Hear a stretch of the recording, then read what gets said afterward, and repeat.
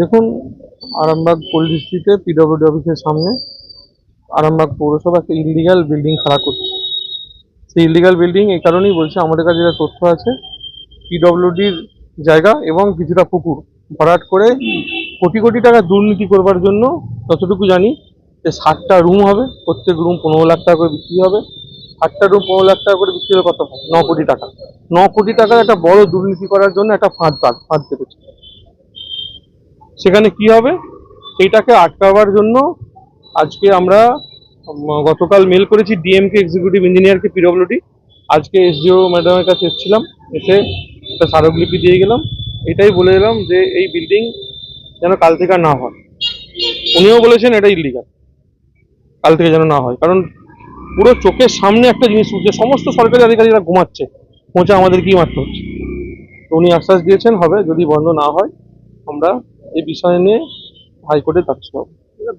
PWD করছে, PWD কেন বারণ করছে? পিডব্লিউডি তো করছে না, পিডব্লিউডি জায়গা পৌরসভা করছে। যতটুকু আমি জানি যে পিডব্লিউডিও নাকি এই বিষয়টা নিয়ে পৌরসভার সঙ্গে সহমত প্রকাশ করেননি, আমরা যতটুকু ওনাদের কাছে বাই চিঠি মারফত জানতে পেরেছি। ঠিক আছে, তো যেখানে বিড়ালের গড়ায় ঘন্টাটা বাঁধবে কে, সেই লোকটা নেই, সেই লোকটা বিজেপি। তো আজকে সেই কাজটা করে গেলাম। কাল থেকে বিল্ডিং যাতে না হয় সে বিষয়ে বলে এসেছি। যদি বিল্ডিং কাল থেকে আবার কাজ শুরু হয় তাহলে আমরা ফার্দার হাইকোর্টে যাচ্ছি।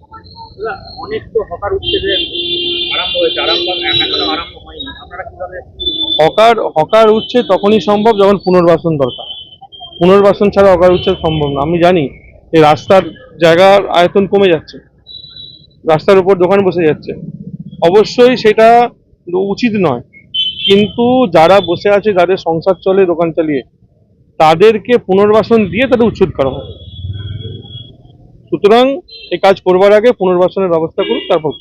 যদি পুনর্বাসন না যায় তাহলে আপনাদের দলের অবশ্যই, আমরা তো বলেই দিয়েছি, পুনর্বাসন ছাড়া হকার উচ্ছেদ হলে বিজেপি আন্দোলনের নাম।